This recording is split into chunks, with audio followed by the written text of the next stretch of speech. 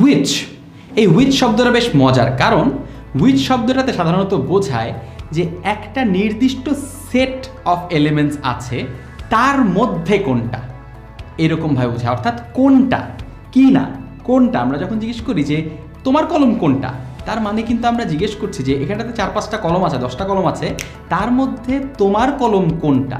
আমি যদি জিজ্ঞেস করি যে তোমার প্রিয় কলম কি, তখন কিন্তু আমরা কি জিজ্ঞেস করি, কোনটা জিজ্ঞেস করি না, তাই তো।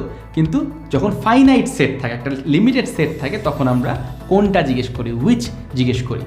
সিম্পল একটা স্ট্রাকচার আছে, শিখে ফেলতে পারবো আমরা। আমরা যদি জিজ্ঞেস করি যে এর মধ্যে তোমার ব্যাগ কোনটা, which bag is years, which bag is years. অর্থাৎ সিম্পল একটা স্ট্রাকচার, হুইচ, তারপর আপনি যেই জিনিসটা খুঁজছেন বা যেই জিনিসটা যে সাবজেক্টের মধ্যে আছে, হুইচ ব্যাগ ইজ ইয়ার্স, কোন ব্যাগটি আপনার। আপনি যদি জিজ্ঞেস করতে চান যে এর মধ্যে কোন ব্যাগটি লাল, which bag is red, which bag is bigger.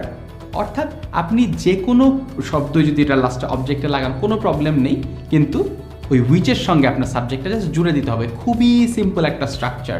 Which colour do you like, এখানটাতে কিছু কালার রয়েছে লিমিটেড আকারে, আপনাকে বলতে হবে এর মধ্যে কোন কালারটি আপনি পছন্দ করেন।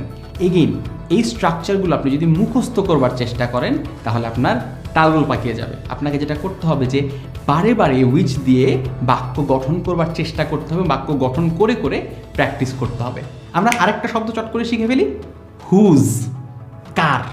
হ্যাঁ, আমরা হুজ কথাটা কখন বলি, যখন আমরা কারো সম্পত্তি বোঝাতে যাই যে এই জিনিসটা কার, তখন আমরা হুজ কথাটা ব্যবহার করি। এইটার স্ট্রাকচারটাও অনেক কাছাকাছি, তাই একই ভিডিওতে আমি শেখানোর চেষ্টা করছি। হুজ পেন ইজ দিস, এটা কার কলম।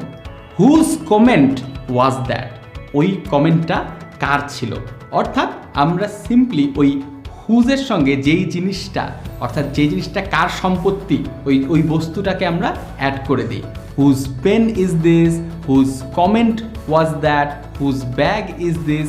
অর্থাৎ এইভাবে করে এই জিনিসটা কার, এই বাক্যটা আমরা গঠন করতে পারি। অর্থাৎ এই ভিডিওতে আমরা হুইচ এবং হুজের খুব সহজ একটা ব্যাখ্যা পেয়ে গেলাম, স্ট্রাকচারটাও পেয়ে গেলাম। প্র্যাকটিস যত বেশি করব তত বেশি মনে থাকবে।